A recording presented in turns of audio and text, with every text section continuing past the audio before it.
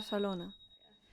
So we were going to talk about doing kind of a mini audit of the Strange Flock Facebook business page to kind of see what's being utilized, what sort of features you're using, and what's underutilized, so that we can kind of start getting engagement and make it a bigger, more valuable page.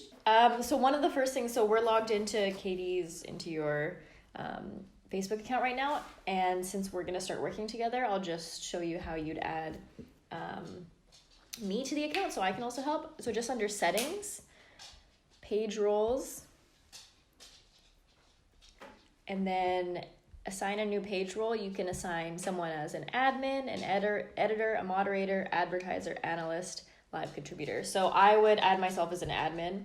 And what's the difference between all these levels? So I would say that advertisers normally if you have a bigger business, in Facebook, most people have like an ads expert, so they would be added as an advertiser, and that gives them any capabilities they need in order to successfully run ad campaigns. So linking ads to the Facebook page. So when you see an ad and it says like this page, it's not actually connected inherently. You have to make it connected. Some people don't want it to be connected, some people do. So that's where adding someone as an advertiser. An editor can I think add posts to the page and kind of run it, but it can't see your analytics or your insight. It's mostly just admin gives you all control, and then the further down you go, you get less and less. Okay. Because most people don't like sharing like their analytics. Yeah. So that's what an editor or a moderator. An analyst, I think, would probably get all of your analytics, but maybe couldn't publish to your page. Yeah. So to give you an example, okay, so let's say you have someone who you are going to have them guest posting on your page, or you've hired an intern to post. If you make them an admin, they can come into this back end and add anyone else as an admin, and they can kick you off your own page. Got it. Because they have the same capability as you. So if you had an intern or something, you would want to make them a page editor. Yeah. Instead of an admin. Admin's kind of with the work that I do, I'm generally an admin. So I get that permission because I need to do all sorts of things. But yeah, they have all the capabilities. So yeah. Mm-hmm. There's a certain level of trust involved. Yeah. So I'm just going to add myself as an admin. I trust you. Okay, add. So that was just so that I can start working with you in the future. We're going to go back to the page, and now we're just going to kind of do a top-down analysis. Obviously, we got to change the cover page. Yeah, so we'll start with the cover image. So Facebook changes the sizing. See, it's cut off on the edge. Mm-hmm. So probably when you created this cover image, that's what it looked like. It was years ago. Yeah, exactly. So they changed it all the time. So that's kind of frustrating for people because they spend a lot of time on beautiful graphics, and then Facebook goes and changes it. But it's how she goes. So Googling, you just want to Google Facebook business page cover image size 2018. And you can go through the top hits on Google to find out what the answer is. But for now, the image looks great. We'll change it in the future, but it fits. Because it only got cut off on the edge, it didn't actually change. Didn't cut off words or something. So in terms of composition, we're okay. But in terms of content, do you have recommendations for what type of cover image is going to make you more visible or more attractive? So I think the main thing is creating something that fits is native to the Facebook sizing. Okay. So if you make something that fits within this and because a lot of people just put an image and it's cut off in a weird way, it's cropped, they've bought a stock image or something like that. And I think one of the main takeaways for using social media is you want to be native on the platform. What works on Facebook doesn't work on Instagram, or doesn't necessarily work on Instagram, doesn't necessarily work on Twitter. A lot of people will post to one and just say share on all of them. If you do that, and so if you're posting native content to Twitter, then you say share on Instagram, Facebook. People on Instagram, Facebook, Pinterest are gonna know that you're not all there. Like, it's just subtle differences. It feels removed, something like that. So I would use the space to give you an example of another page I run, so you can see that the cover image fits exactly, and there's a big call to action: click to download. Now we know that clicking on this isn't actually going to do anything, but what it does when you click on it, it opens up the the full-size image. Okay. And then I have the call to action, the click part, in the description. Ooh, okay. So, and then you click on that link and it links to a landing page where the main call to action is put in your email address, right? And Excellent. that's for the Discover Sci-Fi. For this particular company, their main goal is to get email addresses. And so that's our main goal in our cover image. And then in our profile picture, we also have that same link. So for example, for Strange Flock, what would be cool is we could feature our latest tutorial. Yeah. Absolutely. Walking through a Facebook page or, Facebook assessment, and then click to watch the whole video. Yeah, exactly. Yeah, that'd be perfect. And sometimes what you can do is I think, so this says sign up. You can change what the button is. So right now ours says, or the Strange Flock one says send message. On Discover Sci-Fi it says sign up. What we could do is in this cover image, we could have a big arrow that points to click here to get your 10 free books. So there's ways that you can use the cover image to play with, kind of to make it all play with one another, I guess. Yeah. Either way, even if it's just a pretty image, we'll want to add in a description here. And we'll want it to include a link. It could just be a link, but generally you'll want to say click to, and it would align with the image. Excellent. And I noticed that you can add video now to the cover. Yeah. Do you recommend that, or? If you know what you're doing, and like this we do VFX stuff, I would 100% leverage that, because most people don't know how to do it, or they can't make something that's cropped, right? Because this is a very specific size, Yes. right? So if you can, absolutely. And then when it comes to, I guess I was just worried about making something that's too distracting, or so I imagine we want to make it something that's more subtle rather than in your face. Yeah, and if you had, let's say in the middle, like let's work together or something, and it was it rippled around it every once in a while to bring your eye to it, and then you want to click on it to learn more, something like that would be a really good use of. Because if it's just I'd have to test things out. If it was just an actual video, that might be a lot. Okay. But you want to really make the user experience, just kick it up a notch. Yeah, that's cool. Yeah, we definitely have that capability. Yeah. Cool. Yeah. And then the same thing with the profile picture. We would just want to add a description here. Okay. Yeah. And do you change cover or profile picture very often?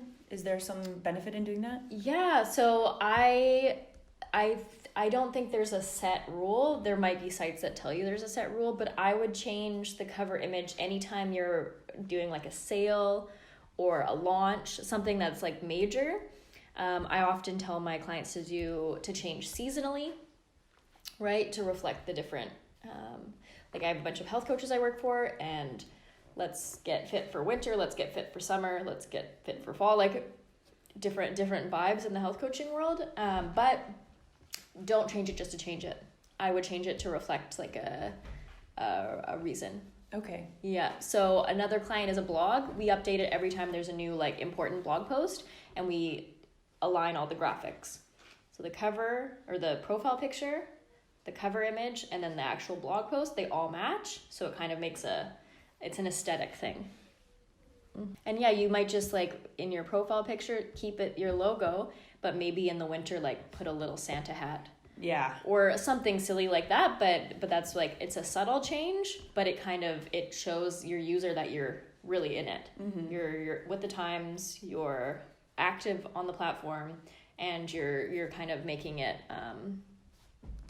different than, you're not just passive. Yeah, so it seems like a lot of these things are just saying, hey, we're here. Yeah. This isn't just a page that we've created and forgotten, which has been the case up until now. And so we're changing all that. Yeah, totally fine. Okay, so those are the graphics. If we go to the About tab, this would just be doing a little check to make sure everything's up to date. You might want to you add your different social handles, Instagram, Twitter, Snapchat, YouTube. If you have those, just make sure they're all there. About something short and sweet's really great. You have your email. A lot of people don't have their email addresses or website, so that's good that you have it here. You've got a phone number. I need to update the phone number. Mm-hmm. You add your different social handles, Instagram, Twitter, Snapchat, YouTube. If you have those, just make sure they're all there. About something short and sweet's really great. You have your email. A lot of people don't have their email addresses or website, so that's good that you have it here. You've got a phone number. I need to update the phone number. Mm-hmm. Is it important to have a phone number on there, or? So I would say so let's say you're a yoga business and people need to register or they want to find more information and it's more timely, phone number is crucial. For you, since you kind of you have more, it's not like a time-based thing, you work on projects, you don't necessarily need a phone number. I think the last thing would be editing the story. Okay. And this is a new feature that Facebook has, and it adds, really what it does is it just fills out. I think they changed the word count. You used to be able to put a whole bunch of information into the about here, but now I think it's 120 characters or something, or maybe 120 words. And so now the story is where they want you to put kind of what your company's about, and in a way they're using the word story instead of description. So you can put a big image there, and then so first you have to write it. Oh, okay. And then when you say save, then it lets you add an image, and then that comes up in the right-hand column.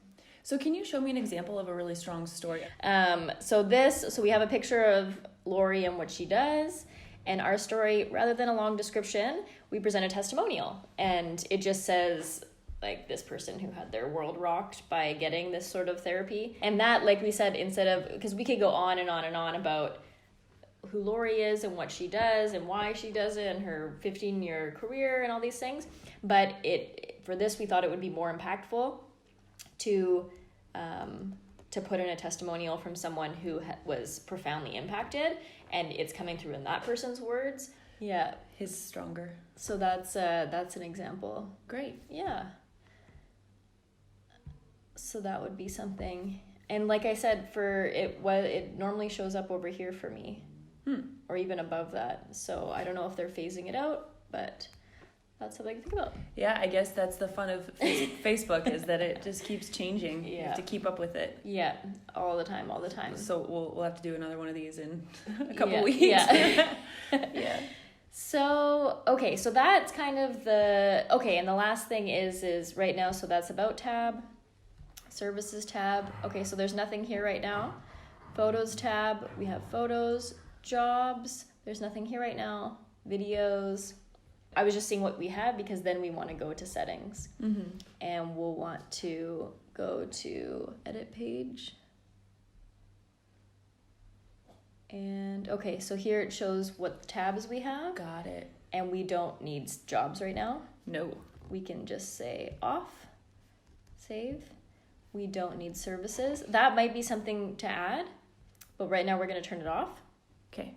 Just because there's nothing there. Mm-hmm. Videos we'd probably want to keep. We can't remove them. And these ones you can't remove. Okay, so everything that's there is required. Yeah. Yeah, and there's more. If you click on, or you just click on add a tab, and this gives you all the ones: services, shop, offers, notes, showtimes, live videos, jobs, and events. And you can add any ones of those you want, and you're able to customize and add to them once they're there. Great, and it's pretty self-explanatory. Whatever you want. Yeah. It is what it says it is. Yeah. Because if you, let's say we added, like we saw before, add in a tab, add in services. When we go to the page and click on services, we'll just click on add service, and we can fill out this, and it'll get added to. Great. Yeah. Man, it's so much more robust than I realized. Yeah, and so this is great for, let's say you had a free consultation. You could add that in there, and they could click a book now button. And reviews, we can also turn this one off. But reviews are so great.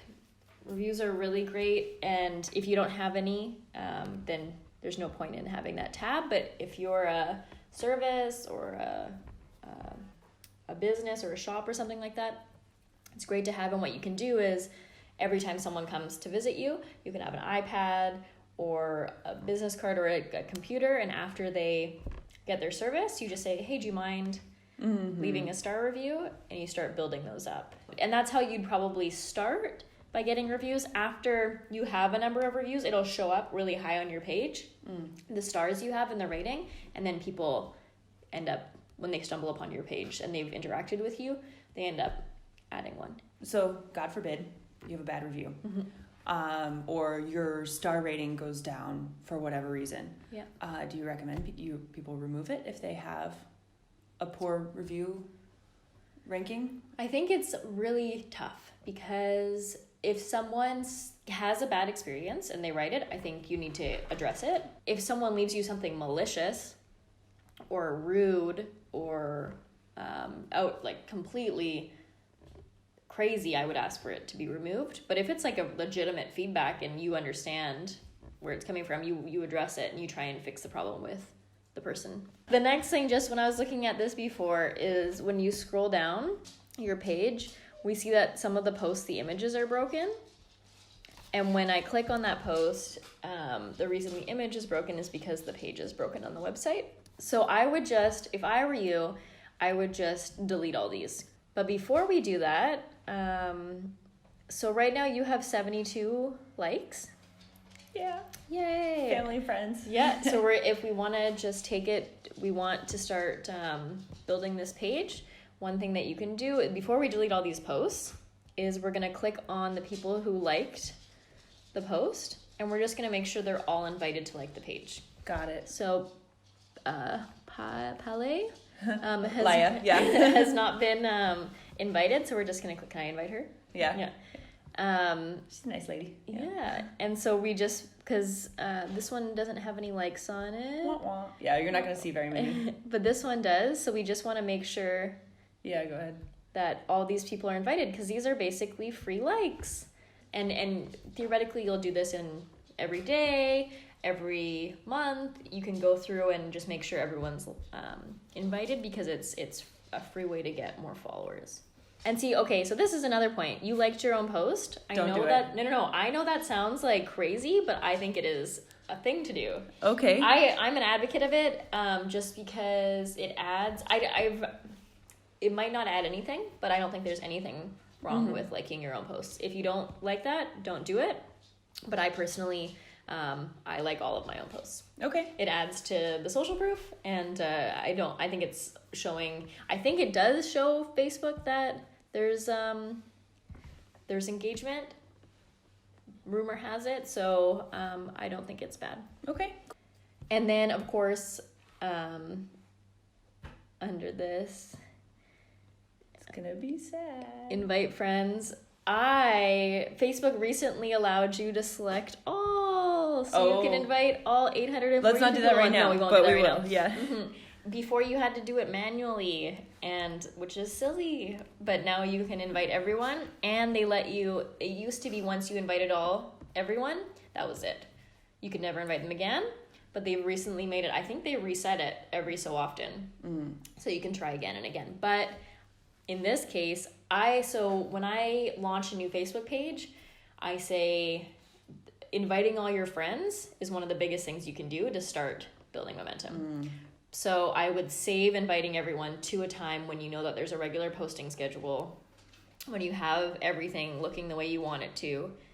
And we can talk about launch tactics at another time, but I would enlist family, friends, anyone close to you, make them an admin, have them invite their friends, especially since it's just a select all now. What I used to do was I'd ask them to change their password temporarily so that I could get into their account, and I would go spend the 10 minutes it took to press all 800, 1,000, 500 people.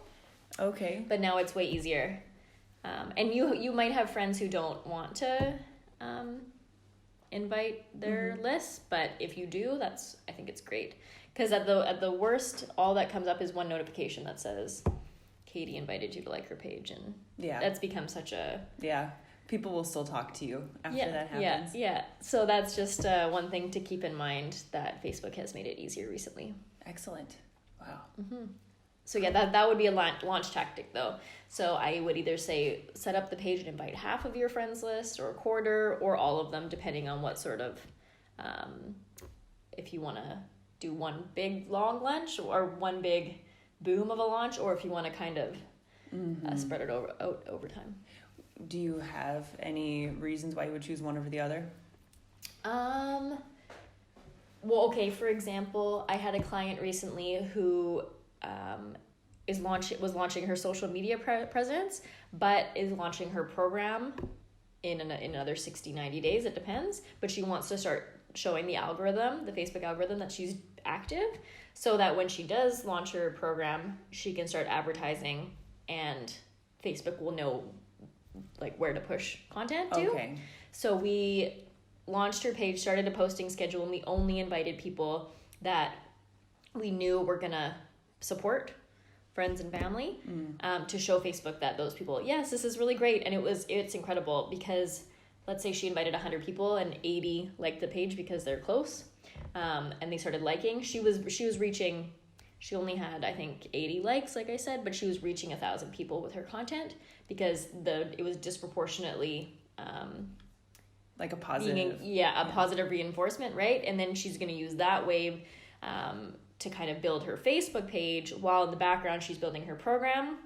Once she has her program ready, she's going to invite the rest of her contact list and enlist her friends and family to invite their contacts and really push for when, because right now there's no real call to actions other than engage, like I'm a source of knowledge.